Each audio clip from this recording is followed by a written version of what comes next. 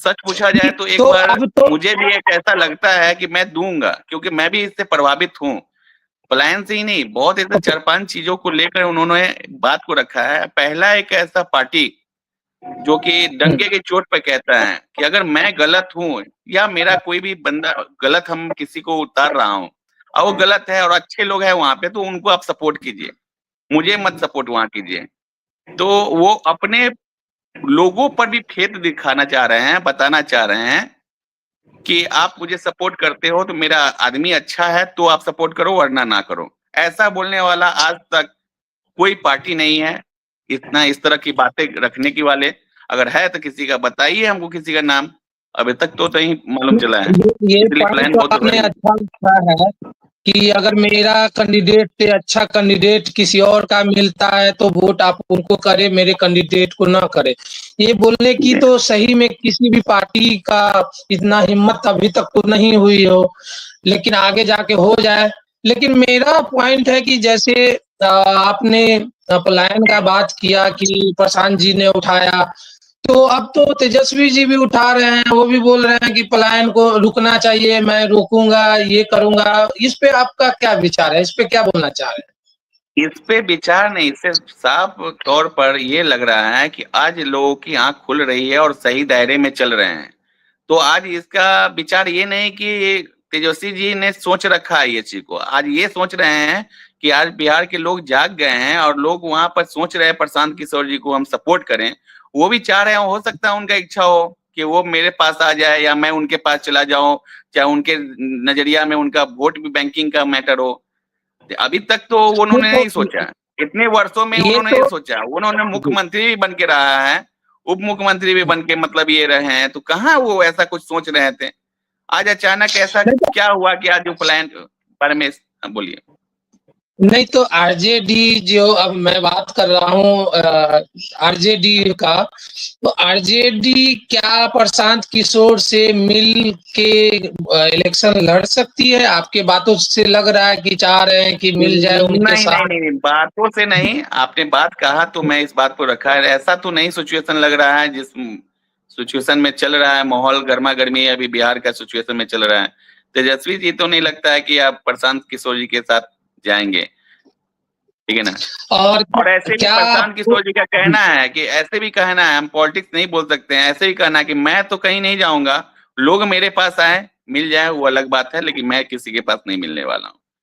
243 पर मैं खुद से अपने दम पर खड़ा रहूंगा और बिहार की जनता है जो चाहिए उनको मैं दूंगा।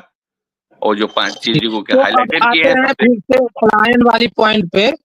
तो पलायन वाले पॉइंट पे आते हैं, क्या महाराष्ट्र में लैंग्वेज का इशू ये सब हो रहा है, राइट? तो वो लैंग्वेज का, पलायन जो लैंग्वेज के बारे में जो आपने बोला, अभिषेक जी, लैंग्वेज के बारे में जो आप बोल रहे हैं, तो अभी हमारा जो मुद्दा है वो पलायन मुद्दा है। तो लैंग्वेज वाले को छोड़ के पलायन पे बात करें हम लोग। जैसा कि जी सौरभ जी ने बोला, मैं उनकी बातों से 100% सहमत हूँ। और एक बहुत ही अच्छे लोग और बहुत मतलब ऐसा ऐसा चीज, ऐसा ऐसा मुद्दा वो ला रहे हैं जो मतलब आपके निजी जीवन में उसकी जरूरत है, जो आज तक किसी पॉलिटिशियन ने नहीं उठाया है हमारे बिहार में। युवाओं को जो पलायन की बात हो या फिर दूसरा कोई भी मुद्दा हो, जैसे कि आप एग्जाम देने वाले बच्चों के साथ जो हुआ उस मुद्दे में हो, तो जो भी जेन्युइन चीज है उस पे वो बात कर रहे हैं। ऐसा नहीं बोल रहे हैं कि हम आएंगे तो हम आपको इतना रोजगार दे देंगे, ये कर देंगे, ऐसे हो जाएगा, ये सब चीजें वो नहीं बोल रहे हैं। जो भी चीज बोल रहे हैं जिसका एक प्रमाण है कि वो संभव है, वो हो सकता है अगर वो सरकार में आते हैं तो। अब रही बात जी जी पलायन जी। की, तो आईआईपीएस एक संस्था है जो जनसंख्या विज्ञान संस्थान होता है। वो मतलब हर कुछ टाइम इंटरवल पर जो है सर्वेक्षण करता है कि किस स्टेट से कितने लोग कहाँ पलायन कर रहे हैं। तो अभी जनसंख्या विज्ञान संस्थान द्वारा हाल ही में किए गए अध्ययन से, अगर मानते हैं आप उसको, तो बिहार के आधे से अधिक परिवार देश के भीतर या बाहर अधिक विकसित स्थानों पर पलायन के संपर्क में है।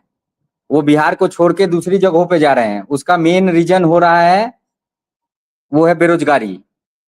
ठीक है। और बेरोजगारी की वजह से जो है लोग यहाँ से पलायन करके दूसरी जगह जा रहे हैं। तो ऐसा क्या किया जाए हमारे यहाँ जिसकी वजह से यहाँ रोजगार हो और जो लोग पलायन कर रहे हैं वो घर पे ही रह के उनको रोजगार मिले और वो अपने परिवार के साथ जिंदगी जी सकते हैं अच्छे से।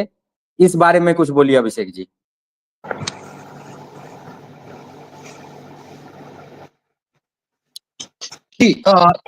ठीक है, आप कैसे जी सकते हैं ये बात की बात है। मेरा एक पॉइंट था उसमें कि जैसे आप हम लोग प्लान का बात कर रहे हैं तो इसका पहले डिस्कस कर लेते हैं, फिर उस पॉइंट पे भी आएंगे। क्या प्लान है वो सिर्फ लेबर क्लास मजदूरों का इशू है या फिर अपर जो है या मिडिल क्लास जो फैमिली है उनका भी इशू है? जैसे आईटी के बंदे हो या फिर कोई मैन्युफैक्चरिंग यूनिट में जैसे कि ऑटोमोबाइल में हो, तो क्या उसमें भी प्लान का इशू है लोगों के साथ ही है, या फिर हम लोग जो ग्राउंड लेवल पे देख रहे हैं मजदूरों का कि ये बहुत जैसे कोरोना। वन मिनट मैं बोलना चाहूंगा। इसमें साफ साफ एक ही दर्श आता ही है कि आपके यहाँ पे बिहार में इंडस्ट्रीज हो, फैक्ट्री हो बने, ठीक है ना, मजदूरों का प्रॉब्लम सोल्यूशन वहां से मजदूर का 90% के अप्रोक्स से वहां से मैनेज हो जाएगा। और जहां तक कि बोले आईटी के बंदा, तो वो तो बात सही बोले हैं कि आईटी के बंदे भी लोग बिहार से बाहर है, तो उस तरह की यहाँ पे चीजों को खोला जाए, लाया जाए। क्यों नोएडा में ही रहेगा, क्यों आपको महाराष्ट्र में ही रहेगा? आप देख सकते हैं ना, आज हरियाणा में कम से कम 50 से 60% लोग मजदूर हैं जो बिहार के लोग वहां पे फैक्ट्री में काम करते हैं। क्यों? आप ये सोच सकते हैं आपके यहाँ फैक्ट्री की स्थिति क्या है? यहाँ पर लाने के लिए सरकार कुछ ऐसा बात करती है? नहीं। यहाँ पे इंडस्ट्रीज है ही नहीं। अगर छोटे छोटे व्यापारी की बात बोले जी, जैसे 14-15 की बात मेरे को याद आ रही है। 14-15 में क्या था कि बात हो रही थी कि आईटी पार्क बनेगा बिहटा में, ये बनेगा वो बनेगा। वो 14 से 25 हो गई, अभी तक पता नहीं है कि क्या बना क्या कुछ नहीं, वो समझ नहीं आ रहा है कि वो बात कहाँ रुक के कहाँ रह गई, और लोग वैसे ही प्लान करते जा रहे हैं। उसी समय जब मैं आया, मैं भी अब नोएडा में रह रहा हूँ, अपना जैसे एग्जाम्पल देता हूँ, ऐसे ही लोग जा रहे हैं फैक्ट्रियों में काम कर रहे हैं, हरियाणा जा रहे हैं, पंजाब में कटनी के लिए जा रहे हैं, महाराष्ट्र जा रहे हैं। तो अब इंडस्ट्री कैसे यहाँ पे लाया जाए? चलिए अब जैसे छोटे छोटे करते हैं जो पहले से था, जैसे चीनी मिल हमारे बिहार में, वो चीनी मिल सब बंद है, आप देख सकते हैं। और भी फैक्ट्रियां थी सारी की सारी बंद पड़ी है, उस चीज को कम से कम रिवाइव कर देते हैं ये, तो अभी उससे ही कुछ रोजगार पैदा होता है। उतने ही चलिए नहीं कुछ तो 1000 लोग 2000 लोग ही बिहार में रुक जाते हैं, राइट? अभिषेक जी, तो पिछले 10 से 12 साल में मैंने यही देखा है कि वही इंडस्ट्री लगता है जिसमें सब्सिडी 90% मिले, और आज खोलूं और 2 साल बाद उसको दिवालिया कर दूं। ठीक, यहाँ नियत ही है, यहाँ व्यापारी का भी गड़बड़ा गया है। रीजन क्या है ना, क्योंकि सरकार का ही नियत गड़बड़ है। अगर यहाँ पे इंडस्ट्री खोलने की बात प्रॉपर होती ना, तो यहाँ सब्सिडी की बात नहीं होती है। और सब्सिडी की बात बोलूं ना कहीं और स्टेट की, तो कहीं सब्सिडी का ये कॉमन नहीं है। जहां तक बिहार में जितनी हर ऐसे उद्योग के लिए, सीमित उद्योग के छोटी से लेकर बड़ी तक है ना, यहाँ पेपर भी लोग पढ़ते हैं ना, तो देखते हैं कौन सा इंडस्ट्री डालो और कितनी मैक्सिमम सब्सिडी हो। मतलब काम करने से ज्यादा मैं कितना सरकार का पैसा रख लूं, आम जनता का पैसा रख लूं, यही सोच रहे हैं। इसका रीजन है करप्शन फैल चुका है, क्योंकि मालूम है यहाँ के मजदूर क्यों बाहर जा रहे हैं। देखिए, मैं प्रशांत किशोर से प्रभावित इसीलिए हूँ, उन्होंने एक जमीनी बातें बोला है। 10 से 12 हजार की नौकरी के लिए नहीं जाना पड़ेगा। अब बात समझिए, 10 से 12 हजार के लिए नौकरी के लिए घर छोड़ के क्यों बाहर जाएगा 15 हजार की जॉब करने के लिए? आज वो लोग घर परिवार से दूर होकर बैठे हुए मजदूर लोग काम कर रहे हैं। आज हम लोग को उसका भुगतान भोगना पड़ रहा है ना। अब देख लो ना, आप लोग ही बताओ ना कि क्या है। नहीं, वो तो आपकी बात सही है। जैसे आप अच्छे से बोल सकते हैं। आशीष जी, आशीष जी, आप कुछ राय इस पे दीजिए, फिर हम भी ऐड करते हैं इसमें। देखिए, पलायन की जो जैसे पलायन का जो वजह है, पहले तो उसको समझना होगा हम लोगों को कि पलायन का मुख्य वजह ये है कि लोगों, किसी भी आदमी को शौक नहीं होता है कि अपना घर छोड़ के कहीं दूसरे जगह, अनजान जगह पर जाके रहे, और उनको जाना पड़ता है मजबूरी में। किस लिए? क्योंकि उनको जो यहाँ पे है इससे ज्यादा बेहतर नौकरी मिलेगा, बेहतर रहन सहन मिलेगा, बेहतर पढ़ाई मिलेगा, या बेहतर समाज मिलेगा जहाँ वो अपने आप को सुरक्षित महसूस कर सकेंगे। समझ गए? और यहाँ पे हमारे बिहार में सुरक्षा के दृष्टिकोण से भी आप देखिए, एक एक पॉइंट जो मैंने बोला कि बेहतर नौकरी, बेहतर रहन सहन, बेहतर पढ़ाई, या सुरक्षित महसूस करना, तो अगर सुरक्षा के दृष्टिकोण से आप देखते हैं तो हमारे बिहार में सुरक्षा का क्या स्थिति है, और वो तो आप अभी आए दिन न्यूज़पेपर में रोज देख ही रहे हैं कि कोई भी इंसान सुरक्षित नहीं है, बड़े-बड़े लोग, बड़े-बड़े बिजनेसमैन सुरक्षित नहीं है। दूसरा मुद्दा आता है कि आप यहाँ पे बड़े व्यापारियों को लाके और यहाँ पे रोजगार देने के लिए अगर वो अपना खुद का यहाँ फैक्ट्री डालें या कुछ ऐसा बड़ा कंपनी डाले जिसमें रोजगार का अवसर मिलेगा यहाँ के लोगों को, जिससे पलायन रुकेगा, तो उनके लिए भी तो उनको सुरक्षा की जरूरत है ना। तो अभी हाल फिलहाल आप देखिए बिहार के न्यूज में कि किस तरह से हत्या हो रही है, दिन दहाड़े थाना के 500 मीटर 100 मीटर के दूरी पर जो है दिन दहाड़े मर्डर हो जा रहा है, हत्या हो जा रही है, तो लोग सुरक्षित महसूस नहीं कर रहे हैं। तो वो एक बहुत बड़ा रीजन है कि बड़े कारोबारी जो है सो बिहार में आके अपना सेटअप या अपना बिजनेस नहीं डालना चाह रहे हैं, जिस वजह से भी लोगों को यहाँ रोजगार नहीं मिल रहा है। तो मजबूरी में वो क्या करेगा, तो उसको मजबूरी में बाहर जाना पड़ता है बेहतर नौकरी के लिए और सुरक्षित महसूस करने के लिए भी। जो बड़ी कंपनियां, ऐसी नहीं है कि बड़ी बड़ी कंपनियां हैं, उनको भी बिहार में आने का मन है, वो भी चाहते हैं कि हम जैसे सब स्टेट में काम कर रहे हैं, कमा रहे हैं, बिजनेस कर रहे हैं, वैसे बिहार में भी आके बिजनेस करें, लेकिन वो नहीं आते क्योंकि उनको प्रोटेक्शन नहीं मिल रहा है, सिक्योरिटी नहीं है यहाँ पे बिहार में। तो नीचे स्तर से सारी चीजों को ठीक करनी पड़ेगी, जिस बारे में प्रशांत किशोर के जो बोलते हैं उसमें मैंने सुना है कि वो हर एक पॉइंट पे बोलते हैं कि हम ये करेंगे, ऐसा करेंगे, सुरक्षा के दृष्टिकोण से क्या करेंगे, रोजगार के दृष्टिकोण से क्या करेंगे। तो उनके बातों से तो लगता है कि वो ऐसा अगर कुछ करते हैं तो बिहार का पलायन का जो समस्या है वो समाप्त हो सकता है। तो सुरक्षा के लिए अभी तक तो मैं नहीं सुना हूँ, बट अब अगर बात करें सुरक्षा की तो नीतीश बाबू तो जाने ही जाते हैं सुशासन बाबू के नाम से। तो आप बोल रहे हैं कि क्राइम रेट अभी बहुत ज्यादा है, क्या अभी बढ़ गया है या फिर ये शुरू से ही जो पहले था लालू जी के समय में वही अभी भी चला आ रहा है, या बीच में ये कम हुआ था? इस पे भी कुछ थोड़ा सा बताइए, फिर लाइन पे हम लोग बात करेंगे ही। जी देखिए लालू जी के समय में जो क्राइम रेट था वो दूसरे तरह का क्राइम होता था। उस समय जो है सोशल मीडिया इतना नहीं था, हर जगह लोग जो है 5G से कनेक्टेड नहीं रहते थे, स्मार्टफोन का जमाना नहीं था, हर जगह कैमरा नहीं था, तो बहुत तरह का क्राइम होता था जो बात लोगों तक पहुंच भी नहीं पाती थी। अभी ऐसा जमाना हो गया है कि क्राइम तो अभी भी हो रहा है, लेकिन अभी जो क्राइम हो रहा है वो तुरंत लोगों के पास कनेक्ट हो जा रहा है सोशल मीडिया के थ्रू, या फिर आपका न्यूज है, फोन है, स्मार्टफोन है, तो लोग एक दूसरे को तुरंत से शेयर कर देते हैं, सेंड कर देते हैं। तो आज के डेट में जो है क्राइम का स्तर जो है बिहार में कम नहीं हो रहा है, क्राइम का स्तर बढ़ ही रहा है। और ये जो क्राइम है इसको जब तक रोकेंगे नहीं तब तक यहाँ कोई बड़े व्यापारी, बड़ी कंपनियां यहाँ आएंगी नहीं बिहार में, और नहीं आएंगी तो ये रोजगार मिलेगा नहीं, और रोजगार मिलेगा नहीं तो फिर पलायन का सिलसिला खत्म नहीं होगा। जी, इसमें एक और बात निकल के आती है, इसमें एक और बात निकल के ये आती है, आपने बोला सोशल मीडिया ये नहीं था, अभी है कि सोशल मीडिया पे आना, वहां पे पता चलना, तो ये तो और भी ये बात हो गई ना कि उस समय जो भी क्राइम होता था उसमें ज्यादातर तो छुप जाता था क्योंकि सोशल मीडिया नहीं था, कुछ नहीं था, तो उसमें हो सकता है कि नहीं। तो क्राइम रेट का इसका मतलब है कि हम ग्राफ को कैलकुलेट नहीं कर सकते हैं कि उस समय कितना ज्यादा था और अभी उस लिहाज से कितना कम है। ऑन रिकॉर्ड देख सकते हैं, ऑफ रिकॉर्ड कुछ गणना नहीं कर सकते। अब आते हैं पलायन का, तो फैक्ट्री जैसे अब मान लेते हैं कि बीटा में लगाना है, तो आपको क्या लग रहा है कि मान लेते हैं कुछ फैक्ट्रियां लगाना, प्रशांत जी ऐसा क्या कर देंगे कि प्रशासन जो अभी है जैसा है एकाएक वो उस ढंग का बन जाएगा कि सारा जो भी माफिया है, ये है, वो है, वो सारे अंदर, ऐसा क्या कर देंगे वो? बिल्कुल, इसका जीता जागता उदाहरण जो है आप हमारे बिहार के बगल में हमारा पड़ोसी राज्य है उत्तर प्रदेश, वहाँ पे आप देख सकते हैं कि सत्ता में आने के बाद एक मुख्यमंत्री जो है वो क्या कर सकते हैं क्राइम रेट को कम करने के लिए। उनके हाथ में बहुत सारा कुछ होता है, बहुत सारा पावर होता है, और वो अगर कठोर कदम उठाएं तो जितने भी माफिया हैं या जो भी है क्रिमिनल है उन सबको या तो क्राइम छोड़ देना होगा या फिर वो सलाखों के पीछे रहेंगे।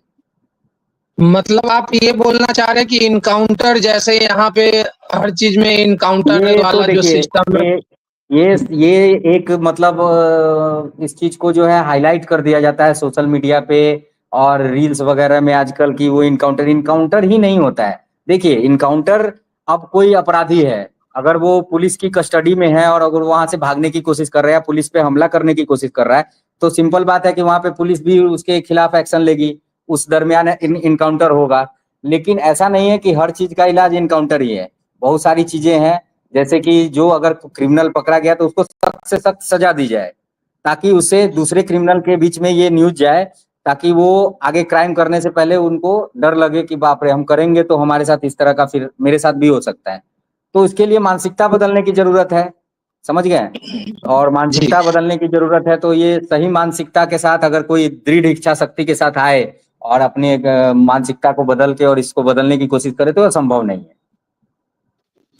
ओके, तो आपका कहने का मतलब है अगर आते हैं, हाँ हो तो सकता है, बट वो बदलेंगे कितना नहीं ये बता नहीं सकते हैं, राइट?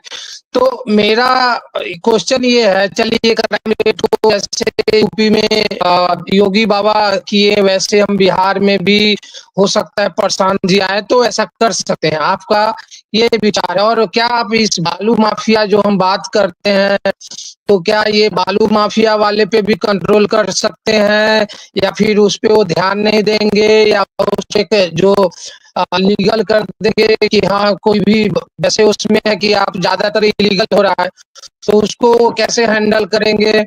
और पलायन में जो मुद्दा है, पलायन को जैसे कि मान लेते हैं क्राइम रेट घटा देते हैं, ठीक है, जैसे कि नीतीश जी के बारे में बोला जाता है कि 2011 में बहुत क्राइम रेट घटा दी है, तो इन्फोसिस भी कोशिश की, अपने इन्फोसिस भी ऑफिस खोलने का बीटा में, फिर वो कहाँ चला गया पता नहीं, क्या ऐसे ही वही पता तो चला स्टार्टिंग में? जी।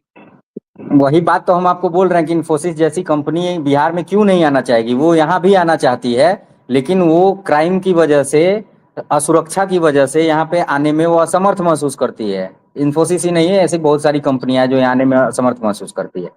अब देखिए क्या तो बिहार से आप, पलायन को रोका जा जी, सकता है, ठीक है? तो इस पे मैं ये बोलना चाहूंगा कि बिहार देश का एक ऐसा प्रदेश है जहाँ के हर घर से, समझ जाइए कि जहाँ के हर घर से कोई ना कोई देश के अन्य हिस्से में अपना जीवन यापन कर रहे हैं। और इसका मुख्य कारण क्या है? इसका मुख्य कारण है बिहार में जातिवाद का गांव गांव और शहर की जड़ों में बसा हुआ है।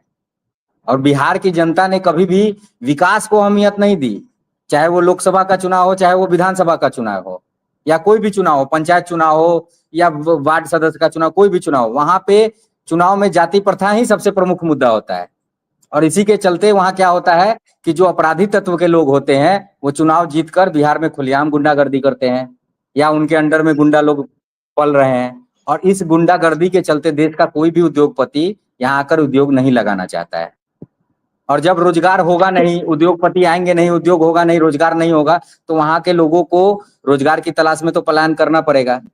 तो ये बिहार की जनता को चुनना होगा कि उसको विकास चाहिए कि जाति प्रथा चाहिए, मेन ये है। ठीक है जी। अब जैसे आपने मुद्दा उठाया कि प्रशासन यहाँ पे ये इस कारण से भी इंडस्ट्री नहीं आती है, लेकिन मेरे को कहीं ना कहीं लगता है कि कुछ और भी मुद्दे हैं जो कि इशू है, जैसे अधिग्रहण करने का समस्या, कंपनी आई अधिग्रहण में इशू हुआ, ठीक है, इशू हुआ। दूसरी बात है कि जैसे दूसरे स्टेट में होता है कि गवर्नमेंट क्या करती है, SEZ एरिया बनाती है, ठीक है, SEZ में क्या होता है कि जितने भी इंडस्ट्री होती है उसको कम पैसे में वो मुहैया कराती है, उनको किसी से नहीं है कि छोटे आदमी से जाके जमीन खरीदे, ये खरीदे, गवर्नमेंट सस्ते में वो कराती है। तो इस पे आपको क्या लगता है कि ऐसा कुछ, ऐसा नीतीश जी ऐसा बोला जा रहा है कि दरभंगा साइड में कहीं पे IT पार्क का कर रहे हैं,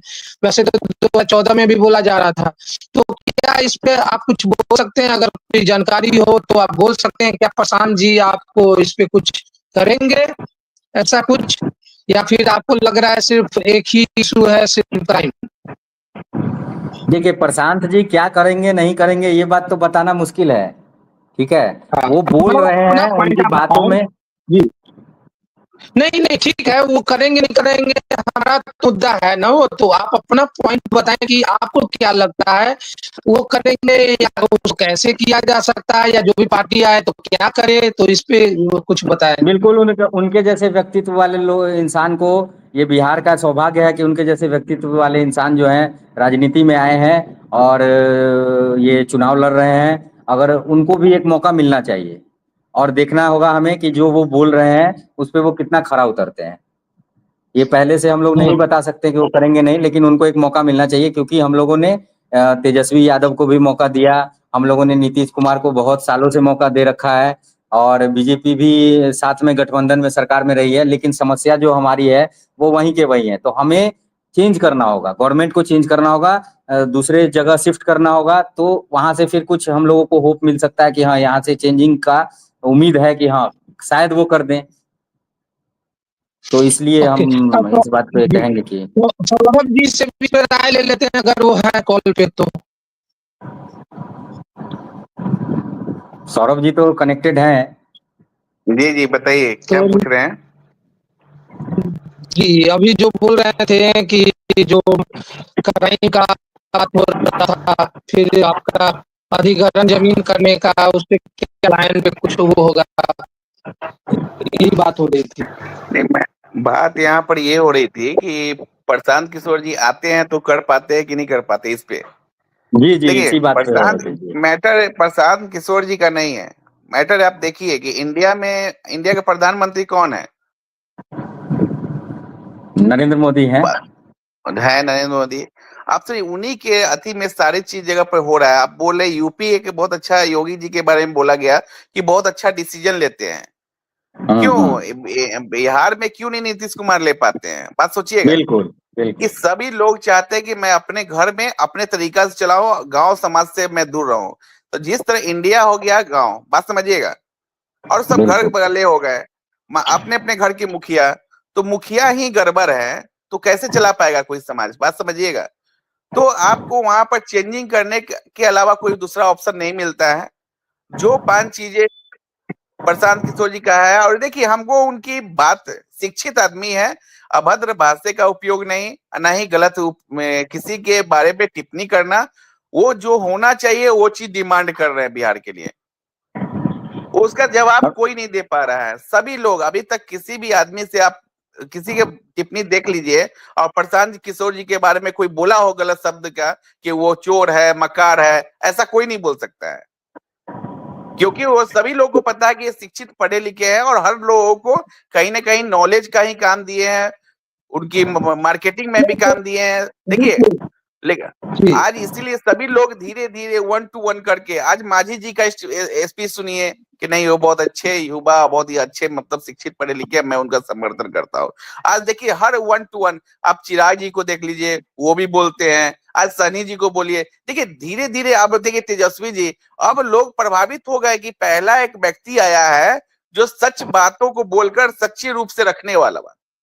तो क्या ऐसा तो होगा नहीं होगा केजरीवाल जी को भी बोला जाता था जब वो नहीं आए थे नहीं उस टाइम। अरे बहुत जी अच्छी बात हमने बोले, केजरीवाल जी ही बोला था, लेकिन केजरीवाल जी कभी ये नहीं बोले थे कि मेरे जो आदमी होंगे विधायक के लिए खड़ा होंगे वो गलत अगर होते हैं तो उनको वोट मत दीजिए, उनको बगल में कोई अच्छे लोग खड़े हैं उनको दीजिए।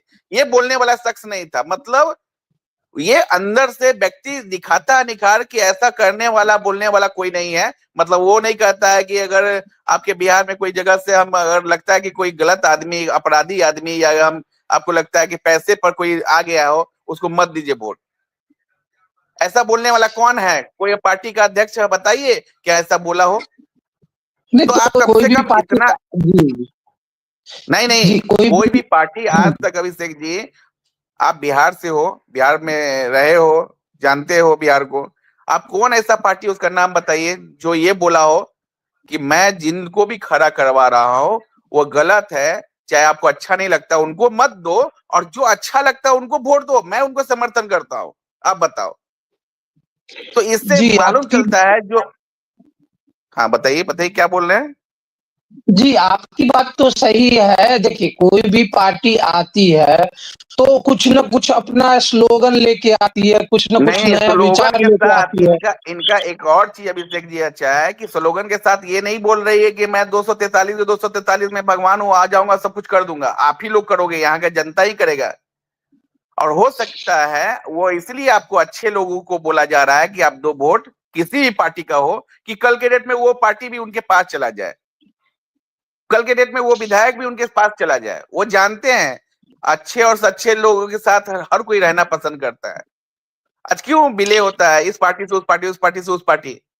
यहाँ पर वैसा जगह ही नहीं मिलेगा। अब गौर कीजिए, उनकी हर स्पीच को मैं सुनता हूँ, बहुत ही माने कहा जाता है ना कि ध्यान से देखिए, सुनते तो सबका है, इसके बात में दम होता है, क्योंकि ये कटाक्ष नहीं करता है किसी, ये नहीं मोदी को कहता है कि मोदी खराब है, ये बोलता है कि मोदी जी ने कहीं और के लिए इंडस्ट्री, यहाँ के लिए क्यों नहीं? क्योंकि यहाँ के जो मुखिया है बिहार के, वो चाहता ही नहीं। बात समझिए, तो अब वो इंडिकेशन भी कर रहा है। अब वो नहीं, तेजस्वी को ना सपोर्ट करके, ना बीजेपी को सपोर्ट करके, ना ही आपको जदयू को सपोर्ट करके, वो कहता है तीनों को हटाओ। क्यों? सोचिए इस बात को लेकर। वो कभी ये थोड़ी बोला है कि तेजस्वी खराब है। हाँ, सभी लोगों ने अपने अपने स्पीच में प्रशांत किशोर जी के बारे में कुछ से कुछ बोले हैं, तो ये भी बोलना स्टार्ट किया। बोलना क्या स्टार्ट किया? सही बात उन्होंने बोला है कि कट्टा का युग, जी आशीष जी, इस पर कुछ आप बताएं, आप बोले।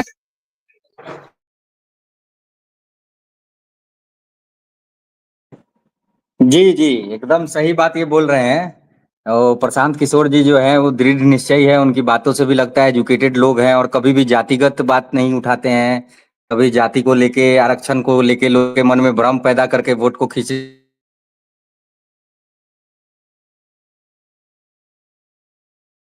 यहाँ समाज में दबदबा है तो इनको अगर अपनी पार्टी में शामिल कर लेंगे तो वोट मिल जाएगा, जीत जाएंगे, तो ये सब चीजें नहीं है उनके अंदर। तो उनकी ये जो है सकारात्मकता जो है ये बहुत अच्छी है उनकी, प्रशांत किशोर जी की। और इससे हमको भी लगता है कि उनको पहले जैसा मैंने कहा कि उनको एक मौका मिलना चाहिए, ताकि हमें ये पता चल सके कि वो क्या कर सकते हैं बिहार के लिए। क्योंकि बाकी जो भी लोग हैं उनसे हम लोग पहले से अवगत हैं, हम सोच पहले से। अभिषेक जी, आवाज जा रही है क्या? हेलो अभिषेक जी। अभिषेक जी लगता है कहाँ है? जी एक्चुअल में क्या है, लैपटॉप कनेक्टेड होता है ना, तो अभी स्टेज पे किसी को ऐड नहीं कर पाऊंगा। अभी लोग चाह रहे हैं ऐड होना, तो लैपटॉप ऑफ हो गया है और चार्जर भी साथ में नहीं है। तो एक काम करेंगे, इसी को कल कंटिन्यू फिर से करेंगे, इसी टॉपिक पे डिटेल में। और आप भी इसमें देख के क्या क्या हो, मतलब नया चीज है क्या, कैसे कर सकते हैं, क्या ग्राफ होगा, सारा डिटेल निकाल के फिर इसी पे डिस्कस करते हैं कल इसी टाइम, राइट? ठीक है अभिषेक जी, आपका बहुत बहुत धन्यवाद जो हमें इस कार्यक्रम से जोड़े और अपनी बातों को रखने का मौका दिए। और आगे से जो भी आपकी जो टेक्निकल समस्या है उनको ठीक करके और जोड़ने का प्रयास करें। जी जी जी सही बात है, बहुत लोग जुड़ना चाह रहे हैं, बट यही है लैपटॉप का। अगर अभी जी जी, आप नेक्स्ट टाइम से आप इसको ये टेक्निकल जो प्रॉब्लम है उसको ठीक कीजिए और फिर हम लोग को जोड़ा जाए। जी जी, हर रोज जुड़ेंगे। इस मुद्दे पे आगे कंटिन्यू करेंगे। बहुत बहुत धन्यवाद आपको भी कि आपने सही बातों को सही रूप से रखा। जी आपका भी बहुत बहुत धन्यवाद। और अभिषेक जी, तकनीकी खराबियों को जो है इसको दूर करने की कृपा करें, ताकि आगे से जो है हम लोग इस पर और अच्छे से डिबेट कर सकें। डिबेट कर सके। जी डिबेट नहीं, इसको डिस्कशन बोलते हैं। डिस्कशन एक तरह से करेंगे हम लोग, डिबेट नहीं कर सके। आशीष जी का बोलना जो भी है सर, डिस्कशन ही कर सके।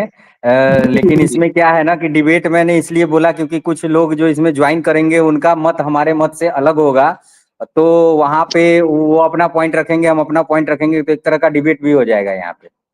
अच्छा, इंजेसु जी हैं लाइन पर, उनसे थोड़ा सा मसला लीजिए, थोड़ा 2 मिनट के लिए। और नीसू जी हैं, लेकिन मैं ज्वाइन नहीं करा सकता हूँ ना, कि नहीं अभी, बिकॉज लैपटॉप ऑफ है। तो कल वो ज्वाइन करें जो भी अभी है। हाँ, ये तकनीकी खराबियों की वजह से, तकनीकी खराबियों की वजह से है ना, तो इसको कल इसी टाइम 8 बजे आपको यही इसका पार्ट 2 हम लोग करेंगे और डिटेल में बात करेंगे। जी जी, हर हर महादेव। जी, सबको धन्यवाद, नमस्कार। और इसको हम क्लोज करते हैं।